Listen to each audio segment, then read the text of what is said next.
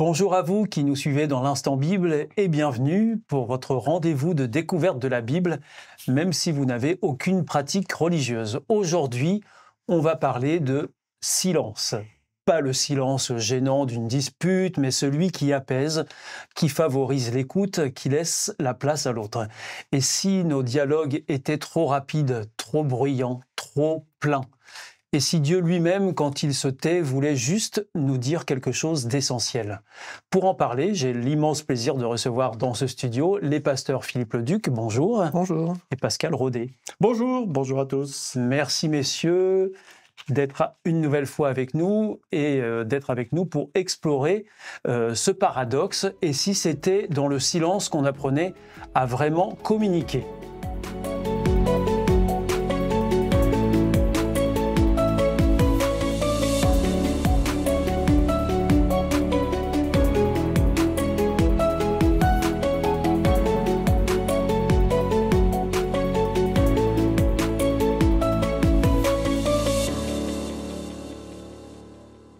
Alors, pasteur Philippe Leduc, lors de notre dernière émission, nous nous sommes demandé si Dieu parle toujours. Mais dans un dialogue, il y a parfois nécessité de faire silence aussi. Est-ce que ça pourrait être le cas pour Dieu de faire silence parfois? J'ai moi-même envie de faire silence maintenant, mais il faudra quand même qu'on entende le son de votre voix pour avoir une réponse. Mais c'est vrai que le silence, ça effraie déjà. Les gens ont peur du silence. Et quand il y a du silence, on a tendance à le combler. C'est pour ça que parfois on met la radio ou la télé. Enfin, il faut du bruit parce que le silence, des fois, il est pesant ou il est perturbant. Par contre, le silence de Dieu, il est rarement inutile. Et il y a souvent des choses à retirer de ce silence. J'ai l'exemple sous les yeux dans Luc chapitre 23, où on nous dit au verset 9, on parle de Jésus qui est face à Hérode, et Hérode va lui poser beaucoup de questions. Le verset nous dit « Mais Jésus ne lui répond rien ». Jésus fait silence face aux questions d'Hérode, et là ça pourrait être un silence un petit peu gênant. Oui. Et je suppose que Hérode n'aime pas ce silence-là, et pourtant voilà un cas où Dieu se tait là, où Jésus va ne pas répondre. Il y a d'autres passages dans la Bible où on a un Dieu qui se tait, mais c'est souvent pour nous donner le temps aussi à nous de réfléchir, d'avoir une introspection et d'analyser ce silence. Parfois, c'est pas le temps de la réponse non plus. On veut tout de suite. Il y a aussi parfois des silences qu'on ne comprend pas. Hein. On n'a pas toujours des réponses à tout. Hein. Ouais. Mais les silences s'éternisent. Mais il y a des silences qui sont pédagogiques et qui nous obligent, plutôt que d'avoir toujours un Dieu distributeur automatique où on pose la question, on a la réponse. Non, parfois, il nous dit rien. Et il faut que nous, on trouve la même. Ce qui nous permet d'aller chercher notre propre réponse. Faire marcher notre intelligence.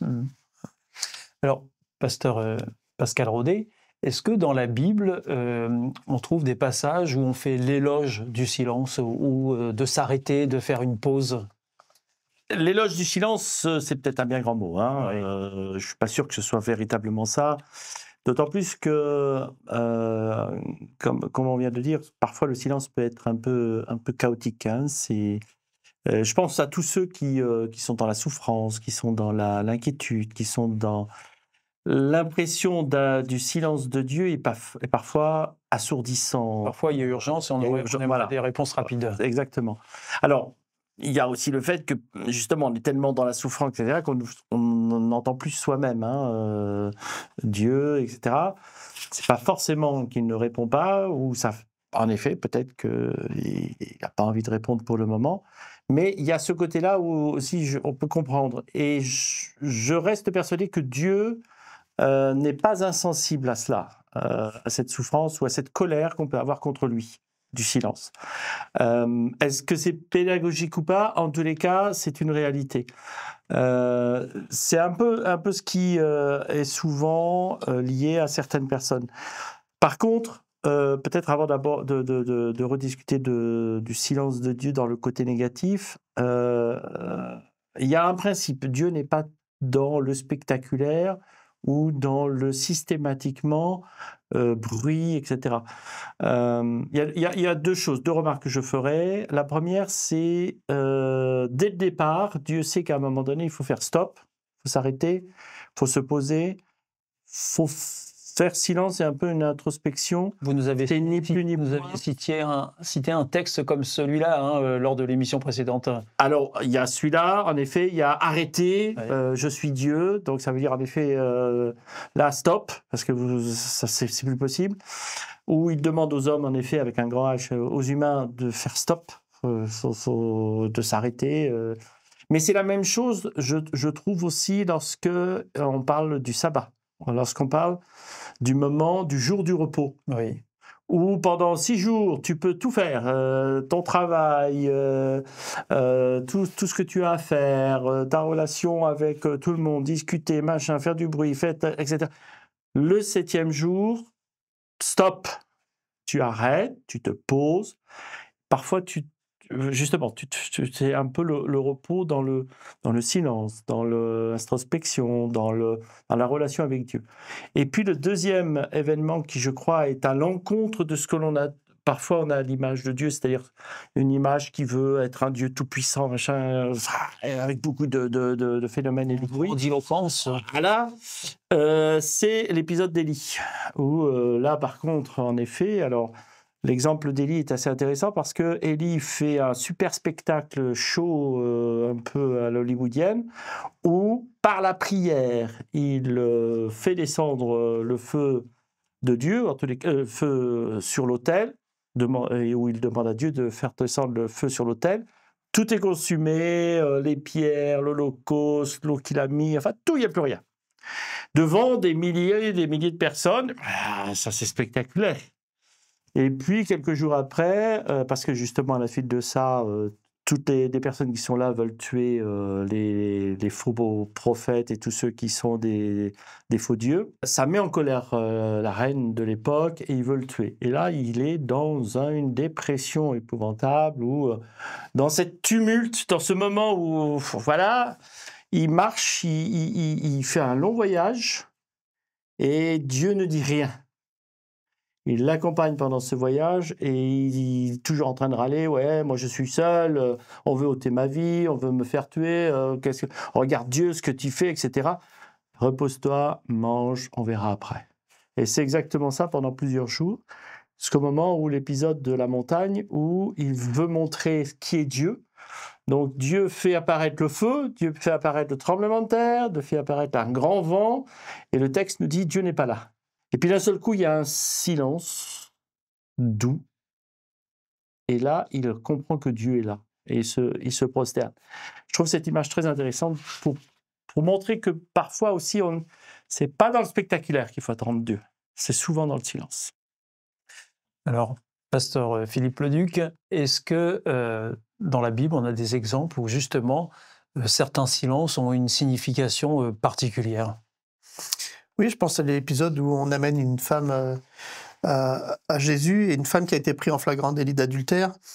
Et à l'époque, voilà, c'était puni par la mort. Et donc, cette femme était mise en plein milieu d'un cercle d'hommes qui voulaient la lapider.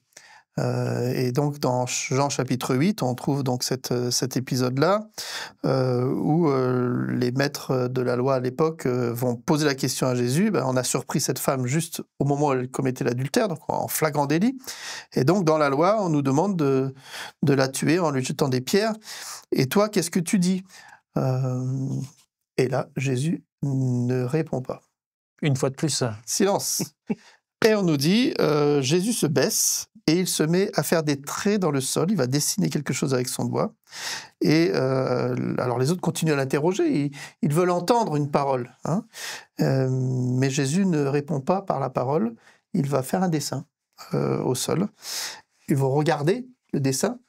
Et Jésus ne s'exprime qu'à la fin, en disant celui qui n'a jamais péché jette la première pierre, cette fameuse phrase de Jésus. Mais la première réaction de Jésus, ça a été de se taire et de dessiner quelque chose. Alors ça fait partie aussi de la manière d'enseigner. Parfois, on dit qu'au-delà des grands discours, il vaut mieux montrer quelque chose. Des actes valent mieux qu'un grand discours. Et là, cet acte qu'il a fait a marqué les esprits. Et on se demande toujours qu'est-ce qu'il a dessiné. Certains essayent de deviner ce qu'il a pu dessiner. On nous dit simplement que quand les gens voient ce que Jésus a dessiné, ils vont petit à petit s'en aller. Donc voilà, il y a eu un message au travers de ce dessin, c'est sûr. Et puis finalement, la femme va repartir libre. Jésus va lui dire, voilà, va et ne pêche plus, mais elle ne sera pas lapidée. C'est l'instant Bible et restez bien avec nous. Aujourd'hui, le silence dans le dialogue avec les pasteurs Pascal Rodet et Philippe Leduc. Alors, dans nos échanges quotidiens, dans ce brouhaha parfois qui nous entoure, le silence peut nous faire peur. Le silence peut être synonyme de vide aussi, de solitude. Est-ce que notre société n'est pas un frein, ou en tout cas tout le bruit qui va avec n'est pas un frein à une bonne écoute, pasteur Pascal Rodet? Je pense qu'il y a beaucoup d'éléments dans notre société qui nous empêchent justement d'être dans le silence. Et pas uniquement le silence du bruit, enfin de l'écoute. Je crois que les réseaux sociaux, alors ça parle pas, enfin, sauf si on commence à écouter YouTube, ça parle aussi. Ça parle aussi beaucoup, c'est vrai. Mais même des textos, des choses comme ça, on est toujours dessus pour connaître les dernières informations, ce qui se dit, ce qui se fait, on scrolle rapidement, on passe d'un sujet à un autre. Bref, on se bombarde, et je pense que là, c'est chacun qui doit se réfléchir à ça. On se bombarde de choses, en effet, soit au regard, soit à écouter. On n'a pas le temps de se poser. Donc, le silence n'existe plus du tout dans notre société. Et c'est c'est plutôt un mal dans le sens où on n'est plus habitué à reposer notre esprit, ou à poser au moins notre esprit. Et là, je pense qu'il y a véritablement des choses à voir et à faire ici. Alors oui, le silence fait peur. Le silence, ne rien faire, ne rien voir, ne rien entendre. Pour nous, c'est presque la mort. On est entre quatre planches et puis ça y est, on est sous terre. La vie n'existe plus. Ça, c'est vrai pour ceux qui sont, j'ai envie de dire, un peu dans la dépression. Là, par contre, c'est plutôt négatif. Il y a aussi l'autre sens auquel il faut faire attention.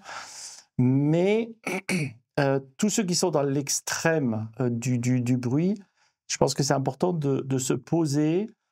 Alors j'aime bien un proverbe, et je pense que ça image bien un peu la même chose, un proverbe dans le proverbe 17, verset 28, où la Bible ici donne le silence comme quelque chose de super bien. Alors le texte nous dit, même un insensé passe pour sage quand il se tait. Donc ça montre bien ici, dans ce proverbe, oui, tais-toi, calme, écoute. Et voilà, et ça montre bien le côté du silence comme étant important. Alors, pasteur Philippe Leduc, comment est-ce que on peut pratiquer le silence dans le dialogue sans tomber dans l'évitement ou la passivité? Parce que si je vous pose une question que vous ne me répondez pas, je peux penser que vous êtes fuyant, comme une personne fuyante. La Bible nous dit qu'il y a un temps pour tout. Il y a un temps pour parler, il y a un temps pour se taire. Et souvent, on oublie cette deuxième partie, qu'il y a un temps pour se taire aussi. Et donc, voilà, à vouloir toujours combler les silences, parfois on fait des choses qu'on regrette après. Donc, mettre à profit le silence, non pas pour l'oisiveté, non pas pour ne rien faire, mais le mettre à contribution pour réfléchir. Et c'est vrai qu'on a beaucoup d'éléments qui sont perturbateurs, qui vont interférer et qui vont nous empêcher vraiment de bien réfléchir. On est trop souvent multitâche, alors que pour la réflexion, il faut être monotâche. C'est-à-dire, voilà, consciemment, on veut prendre du temps pour ça, Et donc, on va arrêter tout le reste. C'est bien parce que vous avez anticipé ma question suivante. Je voulais vous demander si vous aviez des conseils pratiques pour rentrer dans le silence et peut-être être un peu plus à l'écoute de Dieu, et vous y répondez. Une chose en son temps, chaque chose en son temps. Et si je prends un temps pour réfléchir, je ne vais pas le faire avec de la musique et des choses comme ça, je vais tout arrêter. Et le silence, c'est important pour la concentration. Parfois, on a des personnes qui sont capables de faire ça, écouter ça avec de la musique. Enfin, à un moment donné, je pense que ça fatigue aussi plus, parce que notre cerveau, il ne sait plus trop à quoi il faut être attentif. Donc le silence, je pense, va nous aider à nous construire. Merci à vous, pasteur Pascal Rodet, Philippe Leduc, pour votre participation à cette émission. Un échange qui nous rappelle que parfois le plus beau dans le dialogue, c'est ce qu'on ne dit pas. Le silence n'est pas un vide à fuir, mais un espace à habiter peut-être. Dans la Bible, Dieu parle, mais il se tait aussi. Et c'est souvent dans ces silences qu'il nous permet de grandir, de réfléchir, de mûrir. Et si vous voulez aller plus loin, prendre le temps d'un cheminement personnel avec Dieu, sachez que notre équipe vous propose une Bible gratuite et aussi un accompagnement, si vous le souhaitez, accessible à tous. Nous sommes à votre écoute et vous pouvez nous joindre aux coordonnées qui suivront. Merci de nous avoir suivis et à très bientôt pour un nouvel Instant Bible. Merci messieurs, au revoir. Au revoir, au revoir à tous.